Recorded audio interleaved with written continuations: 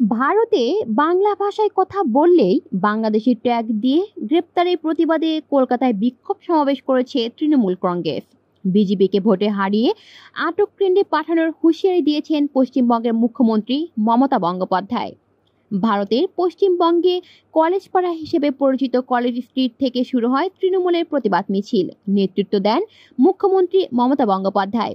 তার সঙ্গে পা মেলান অভিষেক বন্দ্যোপাধ্যায়, ফিরহাদ হাকিম সহ দলের শীর্ষ নেতারা।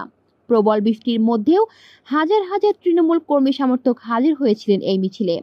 তৃণমূলের দাবি, শুধু দিল্লি বা আসাম নয়, রাজস্থান, ওড়িশার মতো রাজ্যেও বাংলা ভাষাভাষীদের বাংলাদেশে আখ্যা দিয়ে তুলে নিয়ে যাচ্ছে প্রশাসন। অনেককে সীমান্ত পেরিয়ে পুশব্যাক করা হচ্ছে। 3.5 কিলোমিটার হেঁটে ধর্মতলায় পৌঁছে সমাবেশে বক্তব্য রাখেন মমতা। তিনি বলেন, বাংলা বললেই বাংলাদেশে বানিয়ে দেওয়া হচ্ছে, অনুপ্রবেশকারী বানানো হচ্ছে। মমতা আরো বলেন, বিভাজনের রাজনীতি করে বিজেপি, দলটিকে মানুষ আটক ট্রেন্ডে পাঠাবে বলেও হুঁশিয়ারি দেন তিনি। কৌশিকদার, বাংলা নিউজ নেটওয়ার্ক।